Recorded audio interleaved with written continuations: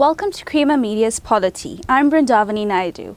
With me in the studio, I have Lindelwa Nojekwa of the Studies in Poverty and Inequality Institute to discuss a recent working paper that asks, can government policies be said to be pro-poor?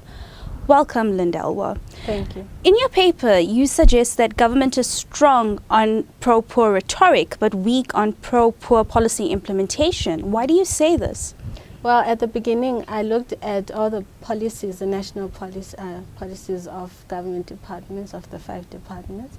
And I was looking at those policies from a rights-based perspective. So I was looking for any mentioning of the right that has to be progressively realized, and the achievement for the need to achieve equity and the need to reduce poverty. So I found all those within the policies.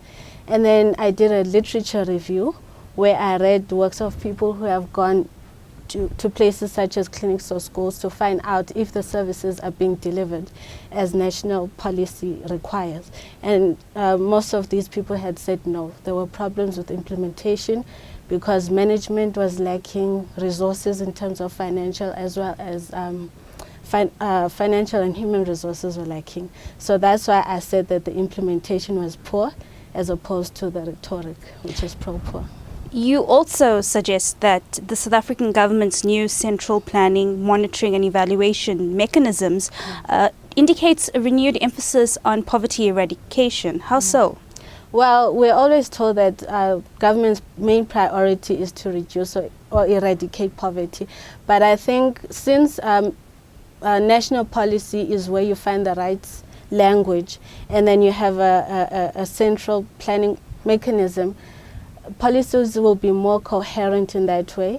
And then the need for monitoring and evaluation is clear because you need to go back and see how you've progressed so that you can go back and make and rectify mistakes that you've had. Okay. Why do you emphasize the role of the Human Rights Commission in monitoring the implementation of socio-economic rights? Well, it's clear from the mandate, the constitutional mandate of the Commission, that they have to protect and promote the observance of human rights. And they also have the mandate to require government departments to come and report to the Commission of their progress in terms of delivering services such as education, healthcare, housing, and also social development.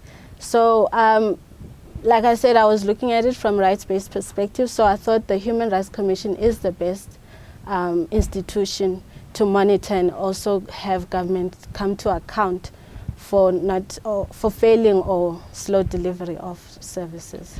You've touched on education. How important is early childhood development for pro-poor policy?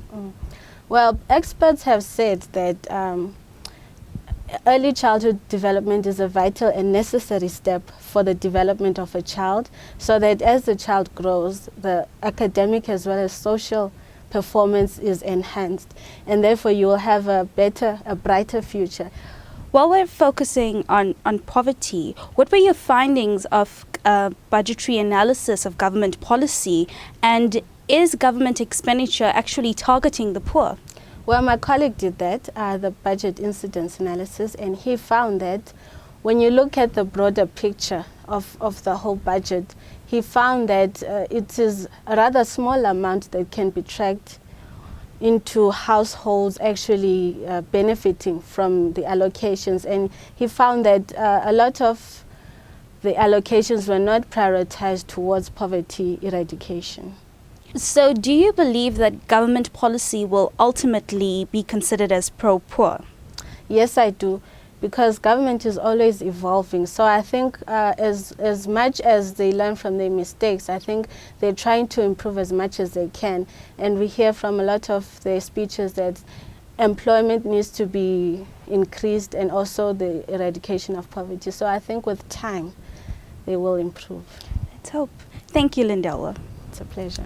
That was Lindelwa Nojekwa speaking on government policy and whether it can be considered pro-poor.